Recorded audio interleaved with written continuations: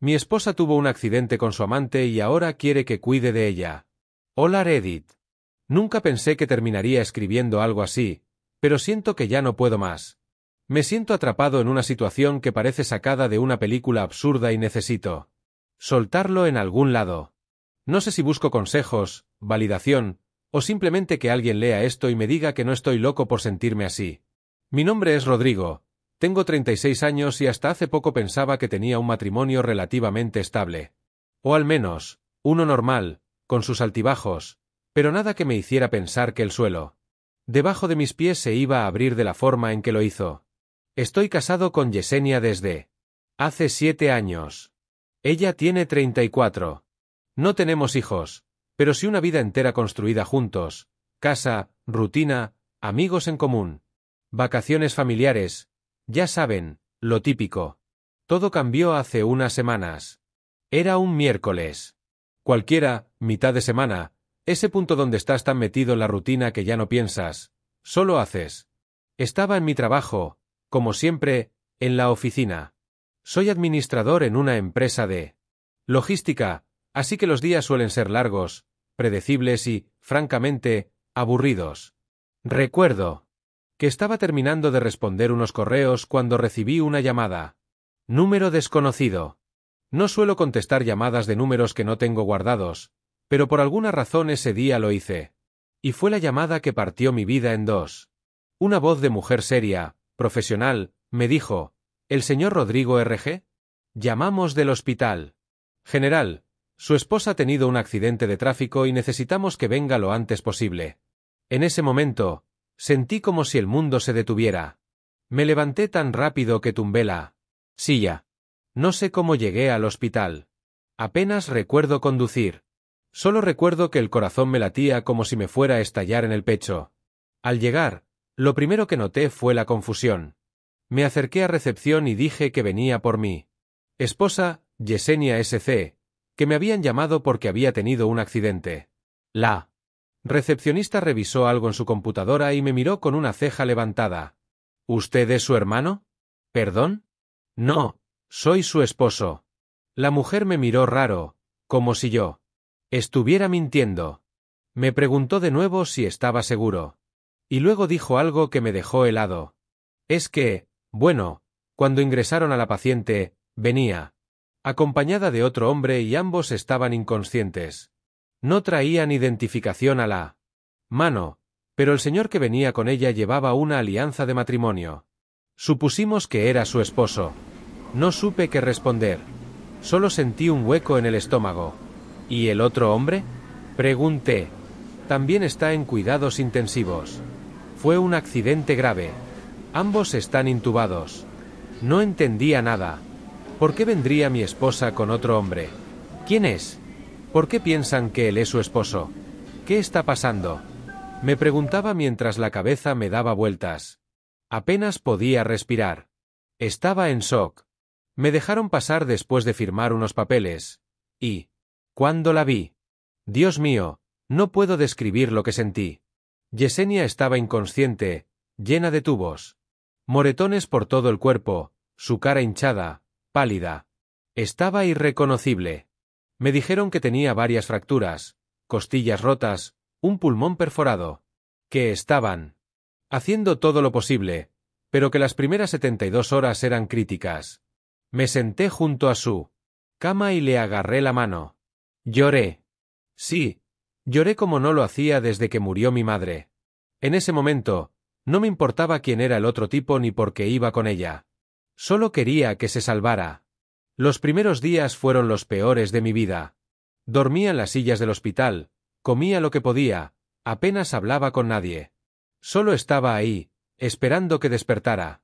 Cada vez que sonaba alguna alarma, sentía que iba a desmayarme. Y lo peor es que nadie, absolutamente nadie, me daba respuestas claras sobre lo que había pasado. Cada que preguntaba cómo fue el accidente, los médicos me decían lo mismo. Fue un choque frontal con un tráiler. No tenemos muchos detalles. La policía aún está investigando. ¿Pero qué hacían ellos dos juntos? ¿Por qué nadie más parecía sorprendido por eso? Pasaron 5 días. 5 malditos días donde Yesenia no despertaba y yo solo recibía miradas raras de algunos médicos y enfermeros. Algunos me trataban con amabilidad. Otros, con esa condescendencia con la que se trata a alguien que está fuera de lugar. Hasta que uno de los enfermeros, un tipo joven con cara de cansancio, me dijo algo sin querer. O eso creo. Estaba cambiando el suero de Yesenia y mientras lo hacía, me preguntó: «¿Usted es el familiar directo?» «Soy su esposo», respondí, casi automático. Él se quedó en silencio por unos segundos y luego dijo, sin mirarme: «Ah, pensé que era el otro señor». «Perdón». Lo dijo como si nada. Como si fuera obvio que el otro tenía más sentido. Fue ahí donde empecé a sentir esa cosa. Dentro de mí. Esa mezcla entre rabia, miedo, dolor y confusión. Como una bola de fuego en el estómago. Y mientras más pensaba, más me dolía el pecho. Llamé a su mejor amiga, a su hermana, a su madre. Todos sabían del accidente, todos habían ido a verla. Nadie decía nada sobre el acompañante. Cuando preguntaba, cambiaban de tema o me decían que no sabían. Pero yo sabía que lo sabían. ¿Quién era ese hombre? No sabía su nombre, pero el hospital sí. Fui al mostrador e insistí. Les dije que, como esposo de Yesenia, tenía derecho a saber todo sobre el caso. Me dijeron que el otro hombre seguía grave, que también estaba entubado y que no podía recibir visitas aún. Que su familia ya había sido contactada. Y cuando pregunté su nombre, me lo dijeron. Samuel E.G. Nunca lo había escuchado antes. Pero cuando lo busqué en Facebook, ahí estaba. Perfil privado, pero la foto de perfil era clara. Era un hombre alto, de barba recortada, de unos 40 y tantos. Y en la foto de portada, aparecía, con Yesenia. Abrazados. Sonriendo en un parque. No había fecha, no había descripción, pero el corazón se me hizo trizas. Ahí lo supe. O al menos lo sospeché. Y desde entonces, todo lo que había sentido por ella comenzó a derrumbarse como una maldita torre de naipes. Y aún no ha despertado. No he podido preguntarle nada. No he podido gritarle, no he podido llorar frente a ella, no he podido saber por qué. Solo estoy aquí, atrapado, viéndola dormir, cuidando de alguien que, por lo visto, me traicionó de la peor forma posible, y sin embargo, sigo aquí. Sigo aquí. Y no sé por qué. Actualización. Hola a todos. Soy Rodrigo otra vez. No pensé que este post llegaría a tantas personas. En serio, gracias. No tengo palabras para describir lo que sentí al ver que mi historia se volvió tan viral. Pensé que la gente me iba a ignorar o que iban a tirarme hate, pero la mayoría de los comentarios fueron empáticos, sinceros, y sí, también hubo muchos que me dijeron que podía estar sacando conclusiones apresuradas. Y en ese momento, aunque algo dentro de mí ya lo sabía, traté de agarrarme de esa posibilidad. La posibilidad de que me estuviera equivocando. Que todo fuera un malentendido. Que hubiera una explicación lógica para todo. Ojalá hubiera sido así. Han pasado 2 semanas desde que escribí aquel primer post y han sido las 2 semanas más pesadas, largas y emocionalmente devastadoras de mi vida. No solo por lo que descubrí, sino porque sigo aquí, atrapado en medio de una situación donde ya no hay ganadores. Solo pedazos. Pero bueno, aquí va la actualización que muchos me pidieron. Yesenia despertó 3 días después de que escribí ese primer post. Llevaba varios días intubada, en cuidados intensivos, con todos diciéndome que no sabían si iba a despertar de él. Todo. Y de pronto, una noche, recibí la llamada. Me dijeron que abrió los ojos, que estaba estable, pero débil, confundida, y que aún necesitaban monitorearla. Cuando entré a verla, no pude decir nada. Me quedé parado frente a su cama, mirándola. Ella me vio, me sonrió débilmente y apenas alcanzó a susurrar. ¿Rodri? No pude evitar llorar. Después de todo lo que había pasado, todo lo que sentía, todo lo que sospechaba, la tenía ahí, viva, mirándome como si yo fuera su todo. Como si no hubiera pasado nada. Y eso me partió más que cualquier otra cosa. Durante ese primer día no le pregunté nada. Los médicos me pidieron que no la alterara, que aún no recordaba bien el accidente, que probablemente tenía amnesia parcial por el golpe. Ella me hacía preguntas sueltas. ¿Qué había pasado? ¿Por qué estaba ahí? ¿Cuánto tiempo llevaba en el hospital? Le expliqué lo básico, que tuvo un accidente en auto, que estuvo inconsciente varios días, que ahora estaba a salvo. Pero no le mencioné a Samuel. No todavía. Durante ese día me quedé con ella, le llevé algunas cosas personales que me pidieron en el hospital, hablé con sus hermanas, las cuales, por cierto, seguían evitándome la mirada, y traté de comportarme como alguien que simplemente estaba feliz de ver a su esposa con vida. Y sí, parte de mí lo estaba. Pero otra parte quería gritarle en la cara. Preguntarle por ¿qué? ¿Por qué con él? ¿Por qué me hizo esto? ¿Por qué me tuvo como un idiota mientras salía con otro? Esa noche no dormí. Me fui a casa, me acosté en nuestra cama, esa cama donde ahora sé que me mintió tantas veces, y simplemente me quedé mirando al techo, repasando una y otra vez cómo debía abordarla. Al día siguiente, cuando regresé, ya se veía un poco más lúcida. Ya hablaba con más fluidez. Me dijo que había tenido sueños raros mientras estaba inconsciente. Me preguntó si había hablado con su trabajo. Me preguntó por el coche. Y en medio de esa conversación, no pude más. Tenía que preguntarlo. No quería seguir fingiendo. Yesenia, le dije, mirándola fijamente. ¿Quién es Samuel? Su rostro cambió. Primero se tensó. Luego intentó actuar confundida. ¿Samuel? ¿Quién? No finjas. Estabas con él en el auto. Los dos fueron trasladados intubados. El hospital pensó que él era tu esposo. Guardó silencio. Evitó mirarme. No sé de qué hablas, me dijo finalmente. No recuerdo nada del accidente, Rodri. Yo no dije nada más ese día. Pero dentro de mí, algo ya estaba decidido. Podía mentirme, podía fingir, pero la verdad ya estaba ahí. Solo faltaba que ella la dijera en voz alta. Pasaron 3 días más. En ese tiempo, su recuperación avanzó rápido. Ya comía alimentos suaves, ya podía sentarse. Ya hablaba con las enfermeras como si nada. Y yo seguía cuidando de ella. La acompañaba, le llevaba cosas, firmaba papeles. Desde fuera, parecía el esposo perfecto. Por dentro, estaba rompiéndome. Y entonces, una de sus hermanas, la menor, Ana, no aguantó más. Se me acercó un día cuando salí a comprarle jugo a Yesenia y me pidió hablar a solas. Nos fuimos a una banca del estacionamiento y ahí me lo soltó. Rodrigo. Samuel era su amante. Así. Sin rodeos. Como si me clavara un cuchillo en el pecho. Me contó que llevaban ya bastante tiempo.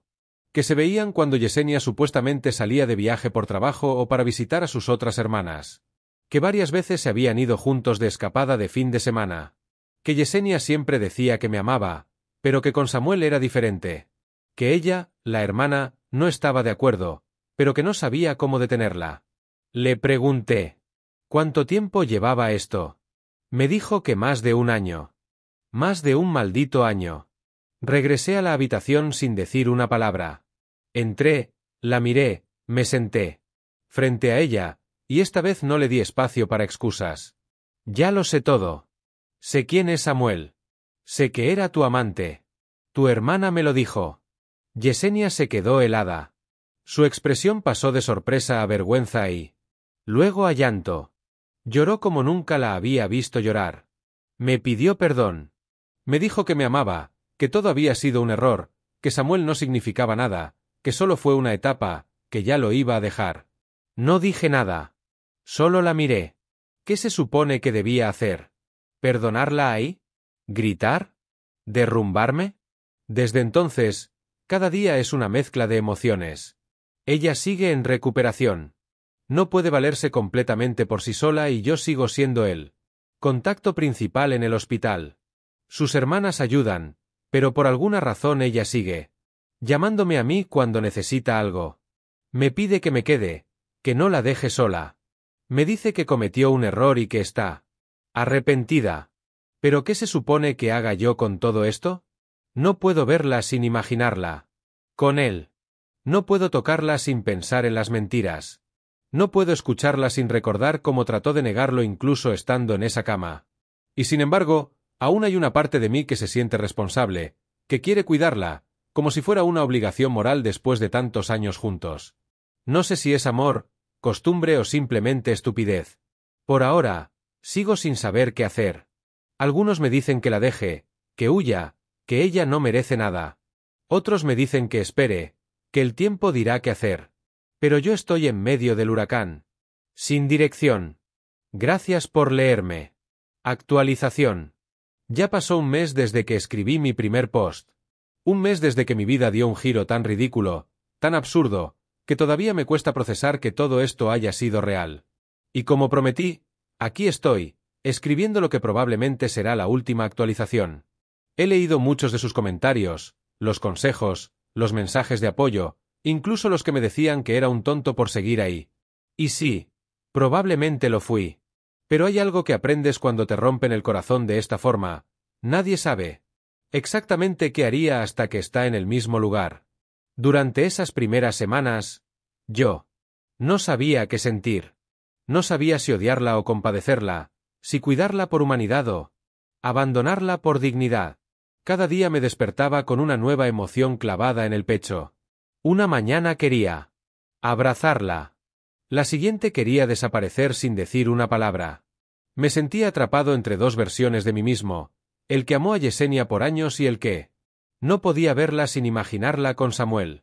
Un amigo mío, al que respeto mucho, fue quien me ayudó a tomar la decisión que, creo, fue la más justa para ambos. Me dijo algo que se me quedó grabado. Haz lo justo, no lo que sientas. Si ella necesita cuidados médicos básicos, dáselos. Pero no tienes que acompañarla todo el tiempo ni quedarte viendo Narzuega con ella en el hospital. Como si nada hubiera pasado. Cumple con lo mínimo si eso te hace sentir en paz contigo mismo y cuando salga, la enfrentas. Y ahí decides si quieres seguir cargando con esto o soltarla para siempre. Así que eso hice. Durante las siguientes 2 semanas la seguí ayudando con lo básico, medicamentos, comida, documentos con el hospital y cosas prácticas. Pero no volví a quedarme tanto tiempo con ella. No la acompañé a ver televisión, ni le sostuve la mano, ni fingí ser el esposo amoroso. Hacía lo justo. Y sí, me dolía. Porque verla así, tan frágil, tan herida, y a la vez saber que esa fragilidad había nacido de una mentira que ella misma construyó, fue duro. Finalmente llegó el día en que Yesenia fue dada de alta. Me tocó ir por ella, llevarla a casa y recibirla en la misma sala donde empezamos nuestra vida juntos. Ahí donde planeamos un futuro. Donde soñamos con tener hijos, con viajar, con envejecer. Ella venía en silla de ruedas, más delgada, ojerosa, pero con esa mirada suya que siempre usó para convencerme de todo. Apenas cruzamos la puerta, se soltó a llorar. Rodrigo, por favor, no me dejes. No ahora. Yo ya iba preparado. Sabía que ese momento iba a llegar. Sabía que ella iba a intentar recuperar lo que rompió. Lo que ella misma pisoteó. Yesenia, le dije con calma. Ya no se trata de que te deje o no. Esto se rompió hace mucho. Tú lo rompiste. Rodri, por favor. Yo sé que fallé, lo sé. Pero entiéndeme, me sentía sola. Tú estabas siempre trabajando. Tú mismo lo dijiste. Me descuidaste emocionalmente. Me sentía invisible. Y por eso decidiste verte con alguien a escondidas. ¿Por eso mentiste durante más de un año? ¿Por eso te subiste al coche de tu amante sabiendo que yo te creía en otro lugar? Ella no dijo nada. Solo sollozaba. Yo no quiero justificar lo que hice, me dijo luego. Solo quiero que me escuches, que me entiendas, que me ayudes a salir de esto. Este accidente fue un castigo de Dios. Lo siento. Lo he entendido. Fue una llamada de atención. Me di cuenta de todo lo que perdí por buscar algo que no valía la pena. Yo te amo, Rodrigo. Siempre te he amado. Y creo que este accidente también fue una prueba para ti. Para que te dieras cuenta de que, a pesar de todo, estamos hechos el uno para el otro. Esas palabras me reventaron por dentro. ¿Una prueba para mí? ¿Una prueba de amor? Ahí fue donde exploté. Discutimos. No grité, Pero levanté la voz por primera vez en todo este proceso. Le dije todo lo que tenía. Atorado, cómo me hizo sentir como un estúpido, cómo me mintió en la cara, cómo me utilizó. Mientras tenía a otro. Le dije que ya no la amaba, que no podía seguir cargando con algo que ella destrozó, que me dolía más quedarme que irme. Ella me rogó. Me pidió que no la abandonara ahora. Que me quedara un tiempo más. Que podía cambiar. Que haría lo que yo quisiera. Que se sometería a terapia, que cortó todo contacto con Samuel, que solo necesitaba una segunda oportunidad. Y yo le respondí. Tu segunda oportunidad terminó cuando elegiste mentirme una y otra vez. Ya no queda nada. Yesenia. Solo dolor. Esa misma noche llamé a su hermana Ana y le pedí que se hiciera cargo de ella, al menos, mientras encontraba cómo reorganizar su vida. Ana aceptó. Me dijo que entendía. Que, en el fondo, ella sabía que esto iba a pasar. Que incluso admiraba que me hubiera quedado tanto tiempo. Al día siguiente me fui. Agarré mis cosas y me mudé temporalmente a casa de un primo. El divorcio ya está en proceso. No ha sido fácil. Cada papel que firmo se siente como cerrar una etapa con sangre, pero también con algo de alivio. Y sí, me han preguntado por Samuel. No lo he visto. No he hablado con él. Y no planeo hacerlo. Lo último que supe, porque me enteré por una de las enfermeras del hospital, fue que Samuel salió de alta bastante rápido.